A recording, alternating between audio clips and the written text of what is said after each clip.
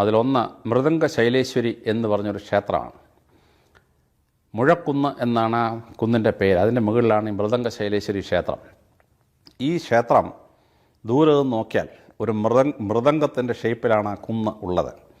തന്നെയുമല്ല, സംഗീതത്തിൻ്റെ ദേവതയാണ് അവിടുത്തെ പരദേവത.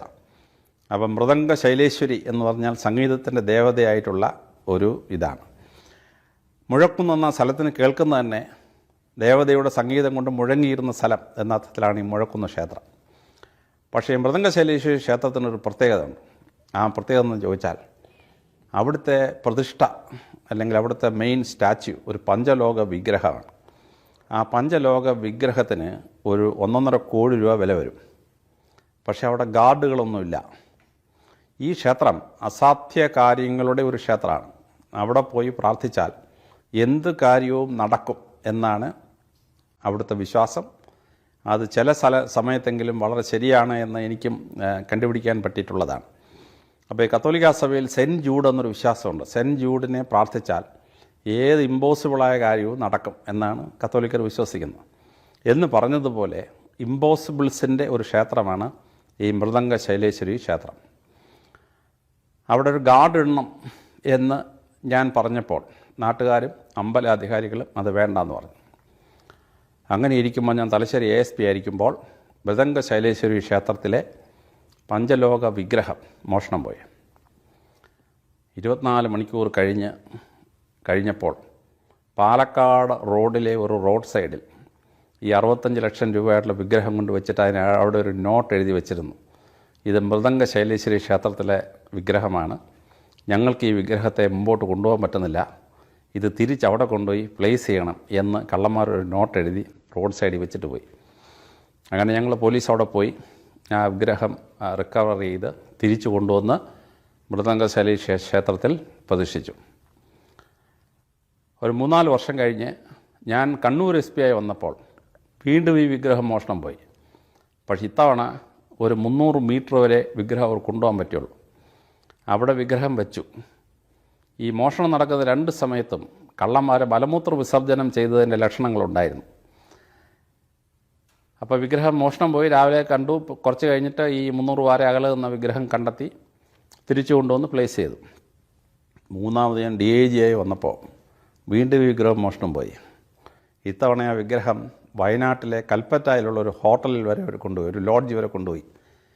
എന്നിട്ട് അവരവിടുന്ന് പോലീസ് സ്റ്റേഷനിൽ വിളിച്ച് പറഞ്ഞു, ഞങ്ങളിങ്ങനെ വിഗ്രഹം മോഷിച്ച് ഇവിടം വരെ കൊണ്ടുവന്നു, ഞങ്ങൾക്കിത് കൊണ്ടുപോകാൻ പറ്റുന്നില്ല, ഞങ്ങൾ സ്ഥലം വിടുകയാണ്, തിരിച്ചത് മൃദംഗ ശൈലേശ്വരി ക്ഷേത്രത്തിൽ കൊണ്ടുപോകണം.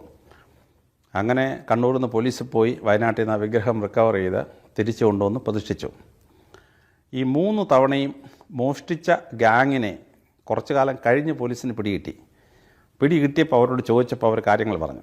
ഈ മൃദംഗ ശൈലേശ്വരി ക്ഷേത്രത്തിലെ വിഗ്രഹം എടുത്തു കഴിഞ്ഞാൽ ഉടനെ അവർക്ക് ഈ ദിക്കുകളെ പറ്റിയുള്ള അറിവ് നഷ്ടപ്പെടും. വടക്കേതാണ്, തെക്കേതാണ്, കിഴക്കേതാണ്, പടിഞ്ഞാറാണ് കണ്ടുപിടിക്കാൻ പറ്റില്ല.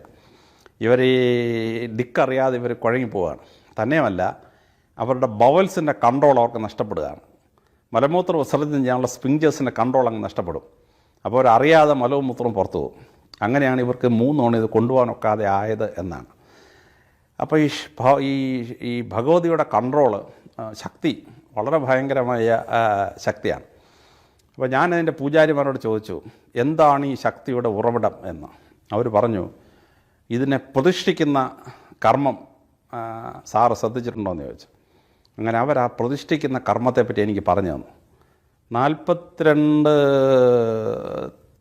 തരത്തിലുള്ള പൂജകൾ ചെയ്ത് 7 ദിവസത്തൊരു പ്രക്രിയയിലാണ് ഈ വിഗ്രഹം അങ്ങോട്ട് പ്ലേസ് ചെയ്യുന്നത്. ആ വിഗ്രഹം പ്ലേസ് ചെയ്യുന്ന 7 ദിവസത്തെ പൂജയുടെ പ്രത്യേകത കൊണ്ടാണ് അതിൻ്റെ പവർ ഈ ഒരു മോഷ്ടാവിനും കൊണ്ടുപോകാനൊക്കാതെ ആയത് എന്നാണ് ആ പൂജാരിമാരുടെ അഭിപ്രായം. ഇമ്പോസിബിളായ കാര്യങ്ങൾക്ക് വേണ്ടി ആരൊക്കെ അവിടെ പോയി പ്രാർത്ഥിച്ചിട്ടുണ്ടോ അവർക്ക് ആ ഇമ്പോസിബിളായ കാര്യം കിട്ടിയിട്ടുണ്ട് എന്ന് ചരിത്രം. ഉദാഹരണത്തിന് കരുണാകരൻ സാറ് കോൺഗ്രസ് പാർട്ടി പിളർന്ന് കേരള രാഷ്ട്രീയത്തിൽ തന്നെ ഒറ്റപ്പെടുന്ന ഒരു സാഹചര്യത്തിൽ അദ്ദേഹം ഈ മൃദംഗ ശൈലേശ്വരി ക്ഷേത്രത്തിൽ നിന്ന് പ്രാർത്ഥിക്കുകയും പിന്നീട് 2 തവണ മുഖ്യമന്ത്രിയായി വരികയും ഒക്കെ ചെയ്തു. അതിൽ 1993 അദ്ദേഹം ആ ക്ഷേത്രം ഒരു നാഷണൽ ട്രസ്റ്റാക്കാൻ ആഗ്രഹിക്കുകയും എന്നെ PTC പ്രിൻസിപ്പളായി എന്നോട് മുഖ്യമന്ത്രിയുടെ ഓഫീസിൽ വരാൻ മധുസൂദൻ സാർ ആവശ്യപ്പെട്ട് അങ്ങനെ ഞാൻ അവിടെ ചെന്നു. അപ്പോൾ അദ്ദേഹം പറഞ്ഞു, ഈ ക്ഷേത്രത്തെ പറ്റിയുള്ള ചരിത്രം, അതിൻ്റെ പ്രാധാന്യമൊക്കെ എനിക്കൊന്ന് എഴുതിത്തരാൻ പറഞ്ഞു. ഞാൻ അമ്പരം പോയി. ഞാനൊരു ക്രിസ്ത്യാനി, ഞാൻ കണ്ണൂർക്കാരനുമല്ല. അവിടെയുള്ള ഏതെങ്കിലും ഒരു പ്രാമാണികനായ പൂജാരിയോടോ മറ്റോ ആവശ്യപ്പെടുന്നതിന് പകരം എന്നോട് ആവശ്യപ്പെട്ടത്.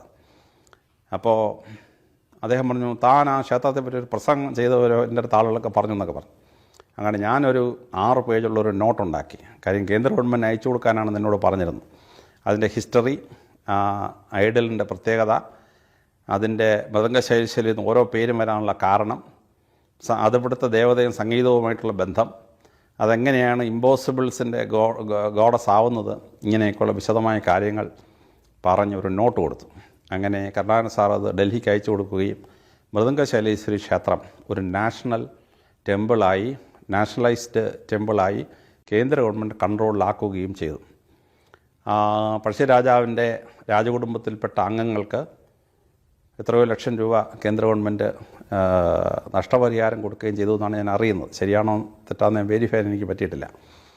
അപ്പോൾ ഈ മൃദംഗശൈലേശ്വരി ക്ഷേത്രത്തെ പോലെ ക്ഷേത്രത്തെ ഒരു നാഷണൽ സ്റ്റാറ്റസിലേക്ക് ഉയർത്തുന്നതിന് എളിയവനായി എനിക്കൊരു ചെറിയ പങ്കുണ്ട് എന്നുള്ളത് പറയാൻ വേണ്ടിയാണ്.